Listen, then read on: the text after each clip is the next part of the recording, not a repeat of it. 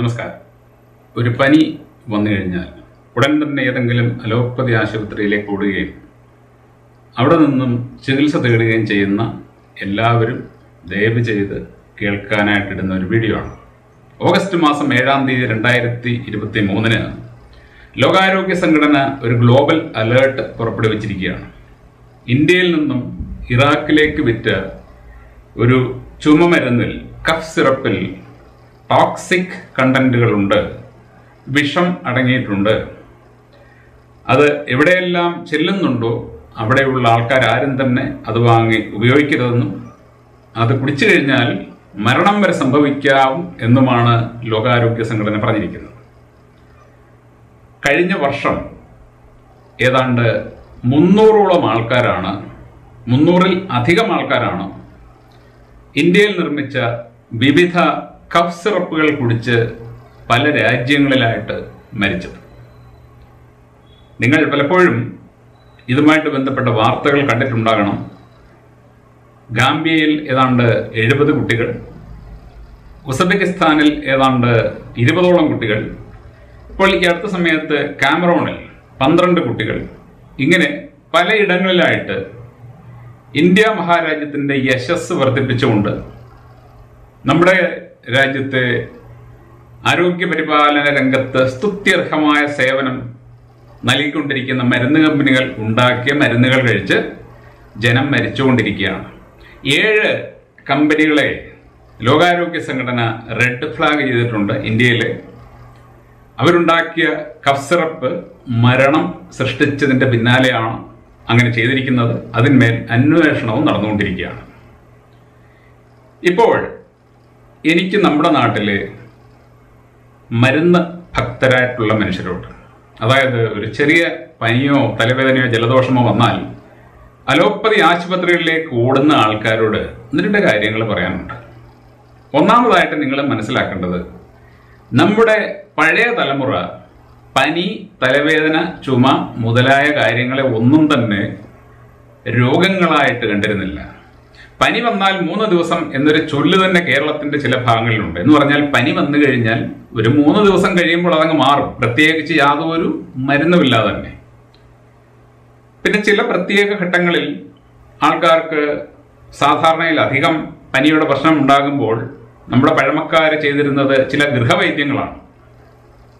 ചുക്ക് കാപ്പി ഉണ്ടാക്കി കൊടുക്കുക, നല്ല ചൂട് കഞ്ഞി, നാരങ്ങ അച്ചാറിട്ടതും ഒരു പപ്പടം ചുട്ടതും ഒക്കെ ചേർത്ത് കൊടുക്കുക.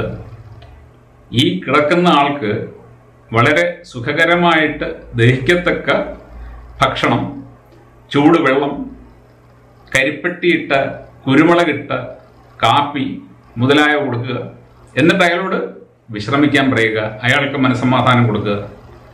അയാളുടെ പനി 1 ദിവസം കൊണ്ടോ 2 ദിവസം കൊണ്ടോ അങ്ങ് മാറിക്കോളൂ. കാരണം പനി എന്ന് പറയുന്നത് നമ്മളിൽ ഭൂരിപക്ഷം ആൾക്കാരും ധരിച്ചു വച്ചിരിക്കുന്നത് പോലെ മോഡേൺ മെഡിക്കൽ സയൻസ് അവരുടെ മരുന്നുകളും വാക്സിനുകളും വിൽക്കാൻ വേണ്ടി ഭീതിപ്പെടുത്തി മാർക്കറ്റിംഗ് നടത്തുന്നത് പോലെയും ഒരു രോഗമല്ല എന്ന് തിരിച്ചറിയണം. പനി ഒരു രോഗമല്ല. പനി നമ്മുടെ ശരീരം തന്നെ ഉണ്ടാക്കുന്ന ഒരു സ്വയം ശുചീകരണ പ്രക്രിയയാണ്. നമ്മുടെ ശരീരത്തിൽ നിന്നും പല മാലിന്യങ്ങൾ ഒരു പനിയിലൂടെ പുറന്തള്ളപ്പെടാറുണ്ട്. നമ്മുടെ ശരീരത്തിനുള്ളിൽ ധാരാളം റിപ്പയർ വർക്കുകൾ ഒരു പനി സമയത്ത് സംഭവിക്കാറുണ്ട്. കാരണം ഒരു വ്യക്തിക്ക് പനി വരുമ്പോൾ ആ വ്യക്തിക്ക് വായ്ക്ക് രുചി കാണില്ല, മണം കാണില്ല, അയാൾക്ക് ആ സമയത്ത് യാതൊന്നും ചെയ്യാനുള്ള ആരോഗ്യം കാണില്ല, അയാൾ വിശ്രമത്തിലായിരിക്കും. ഈ വിശ്രമിക്കുന്ന സമയത്ത് ശരീരം സ്വയം പല സംഭവിക്കാൻ സാധ്യതയുള്ള രോഗങ്ങളിൽ നിന്നും നമ്മളെ തന്നെ വിടുവിക്കുകയാണ്. ആ പ്രക്രിയയിലാണ് നമുക്ക് ചിലപ്പോൾ ശരീരവേദന തോന്നുന്നതോ അല്ലെങ്കിൽ തളർച്ച തോന്നുന്നതോ. കാരണം ശരീരത്തിനുള്ളിൽ പ്രവർത്തനം നടക്കുന്നുണ്ട്. അത് രോഗമല്ല, രോഗത്തെ ദൂരീകരിക്കുന്ന പ്രവർത്തനമാണ്. നിങ്ങൾ ഒരു സർജറി നടത്താൻ പോകുമ്പോൾ നിങ്ങൾക്ക് ഏതെങ്കിലും തരത്തിലുള്ള ഒരു രോഗമുണ്ടായി ഒരു ആശുപത്രിയിൽ പോയി ഒരു സർജറിക്ക് വിധേയനാകുമ്പോൾ ആ പ്രശ്നത്തിനെ പരിഹരിക്കാൻ വേണ്ടി നിങ്ങൾക്ക് വേദന അനുഭവിക്കേണ്ടി വരുന്നുണ്ട്. നിങ്ങളുടെ ശരീരത്തിനുള്ളിൽ ഏതെങ്കിലും ഒരു പ്രശ്നം, ഒരു ഭാഗം മുറിച്ചു കളയുകയോ എടുത്തു കളയുകയോ ഒക്കെ ചെയ്യാൻ വേണ്ടി ഒരു സർജറി നടത്തുമ്പോൾ ആ സർജറിയിലൂടെ നിങ്ങൾക്ക് വേദനയുണ്ട്. നിങ്ങൾ ചിലപ്പോൾ 6, 7, 8 ചിലപ്പോൾ ഒരു മാസമോ ഒക്കെ ആ വേദന അനുഭവിച്ച് ജീവിക്കേണ്ടി വരും. എന്തിനു വേണ്ടിയാണ് ആ വേദന?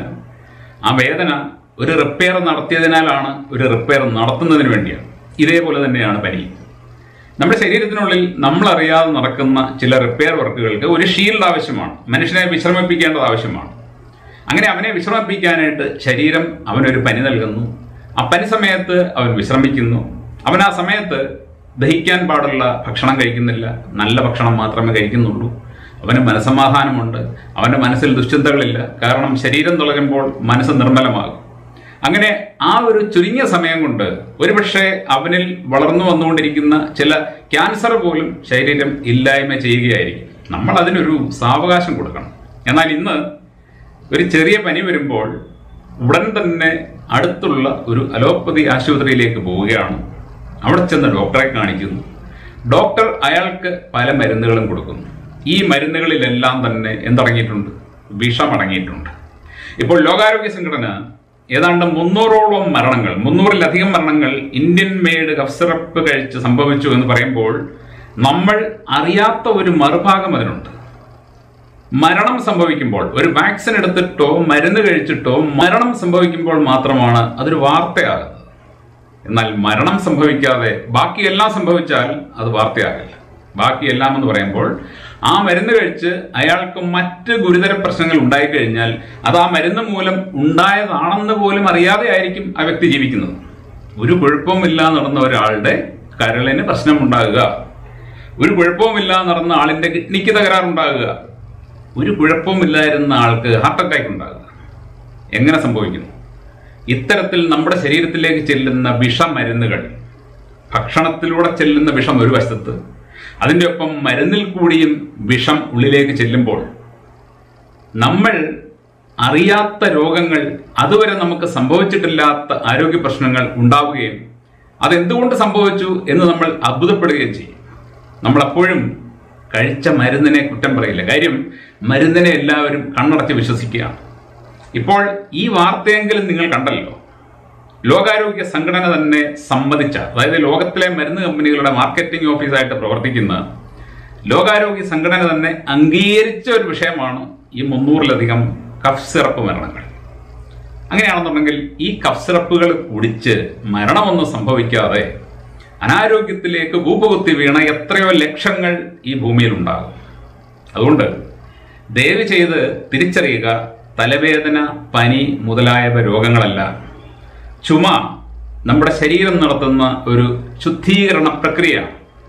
നമ്മുടെ ശ്വാസകോശത്തിൻ്റെ ഉള്ളിലേക്ക് ഏതെങ്കിലും തരത്തിലുള്ള മാലിന്യങ്ങൾ പോയിട്ടുണ്ടെങ്കിൽ ആ മാലിന്യങ്ങളെ പുറന്തള്ളാനായിട്ട് ശരീരം ഉണ്ടാക്കുന്ന ഒരു പ്രക്രിയയാണ് തുമ്മലും ചുമയും.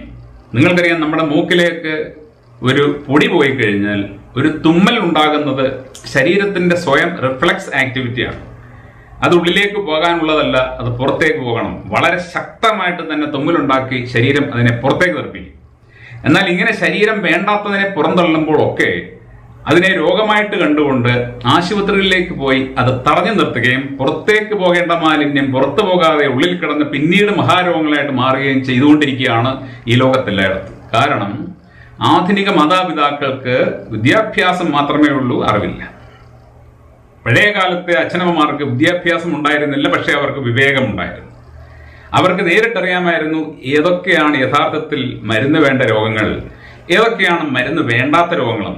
എന്നാൽ ഇന്ന് ഒരു ചെറിയ മൂക്കടപ്പ് ഒരു കൊച്ചു കുട്ടിക്ക് ഉണ്ടായിക്കഴിഞ്ഞാൽ അവരുടെ വിദ്യാഭ്യാസം കിട്ടിയ മാതാപിതാക്കൾ അവനെയോ അവളെയോ ഉടൻ തന്നെ ഉടുപ്പൊക്കെ ഇഴുപ്പിച്ച് നേരെ AC കാറിൽ ഇരുത്തി അടുത്തുള്ള പഞ്ചനക്ഷ ആശുപത്രിയിലേക്ക് കൊണ്ടുപോയിട്ട് ഡോക്ടർ നൽകുന്ന മരുന്നുകളെല്ലാം വാങ്ങി നൽകി ഞങ്ങൾ ഞങ്ങളുടെ കുട്ടിക്ക് വേണ്ടതെല്ലാം ചെയ്തു എന്ന് സമാധാനിക്കുന്ന വിഡ്ഢികളാണ്.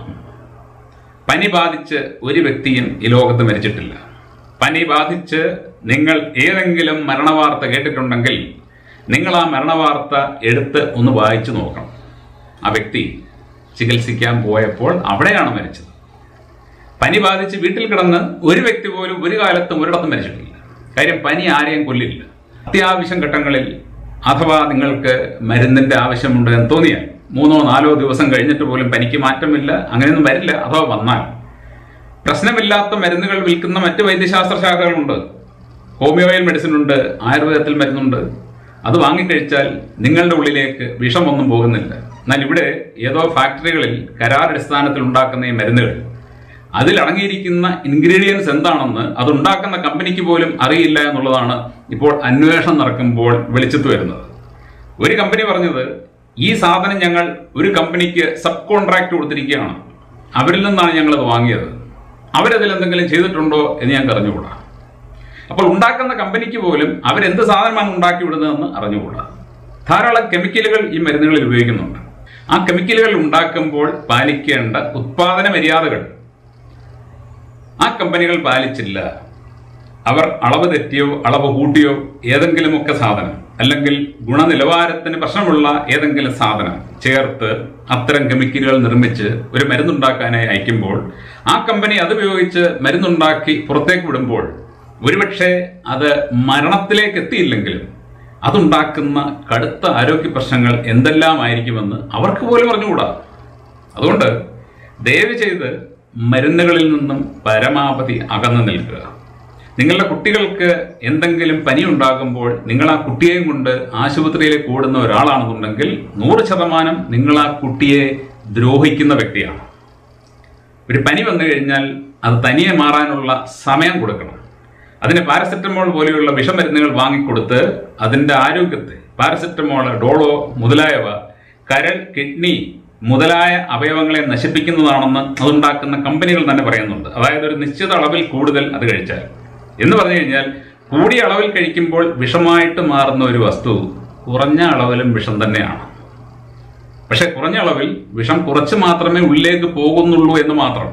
കുറഞ്ഞ അളവിൽ പോയാലും ശരി, വിഷം നമ്മുടെ ശരീരത്തിന് ദോഷമുണ്ടാക്കും എന്ന കാര്യത്തിൽ നിങ്ങൾക്ക് യാതൊരു സംശയമില്ല. അതുകൊണ്ട് പനി, തലവേദന, മൂക്കടപ്പ്, ജലദോഷം മുതലായ കാര്യങ്ങൾ ശരീരത്തിന് ആവശ്യമുള്ളതാണെന്നും അത് വന്നു പോയി കഴിഞ്ഞാൽ ആ വ്യക്തിയുടെ ശരീരത്തിൽ നിന്നും ധാരാളം മാലിന്യങ്ങളും പ്രശ്നങ്ങളും അകന്നു പോകുമെന്നും അതുകൊണ്ട് അതിനെ വന്നു പോകാൻ അനുവദിക്കണമെന്നും അങ്ങനെ വന്നു പോകുന്ന വ്യക്തിക്ക് പിന്നീട് കൂടെ പനി ഉണ്ടാകില്ലെന്നും, എന്നാൽ പനി വരുമ്പോൾ അതിനെ നിയന്ത്രിക്കാനായിട്ട് മരുന്ന് വാങ്ങി കഴിക്കുന്നവർക്ക് കൂടി പനി വരുമെന്നും അങ്ങനെയുള്ളവരുടെ പനി പലപ്പോഴും മൂർച്ഛിക്കുമെന്നും, കാരണം അവർ ഓരോ തവണ പനി വരുമ്പോഴും അതിനെ അടക്കി നിർത്തി ഉള്ളിലെ വിഷാംശം കൂടി അവസാനം ശരീരത്തിന് താങ്ങാൻ പറ്റാത്ത അവസ്ഥയിലെത്തി, യാതൊരു മരുന്നിനും രക്ഷിക്കാൻ പറ്റാത്ത അവസ്ഥയിലെത്തി ആ വ്യക്തി മരണത്തിന് കീഴടങ്ങുകയും ചെയ്യും. നിങ്ങൾ നോക്കണം, ഈ അടുത്ത സമയത്ത് നമ്മൾ ഒരുപാട് മരണവാർത്തകൾ കേട്ടു. കുട്ടികൾ പനി ബാധിച്ച് മരിച്ചു. എവിടെയാണ് മരിച്ചത്? ആശുപത്രികളിൽ. ഈ കുട്ടികൾക്കെല്ലാം തന്നെ എനിക്ക് നല്ല നിശ്ചയമുണ്ട്, ഈ കുട്ടികൾക്കെല്ലാം തന്നെ അവരുടെ അച്ഛനമ്മമാർ പനിയോ തലവേദനയോ വരുമ്പോൾ പാരസെറ്റമോൾ പോലെയുള്ള ഗുളികകൾ വാങ്ങിക്കൊടുക്കുന്നവരാണ്. അതുകൊണ്ട് ദയവ് ചെയ്ത് ഈ വാർത്തകൾ നിങ്ങളുടെ കണ്ണ് ഉറപ്പിക്കട്ടെ. ലോകാരോഗ്യ സംഘടന തന്നെ, മരുന്നുകൾ പ്രൊമോട്ട് ചെയ്യുന്ന WHO തന്നെ പറയുകയാണ്, ഈ കഫ് സിറപ്പ് കഴിച്ച് വിവിധ രാജ്യങ്ങളിലായിട്ട് 300-ലധികം ആൾക്കാർ മരിച്ചിരിക്കുന്നുവെന്ന്. Thank you.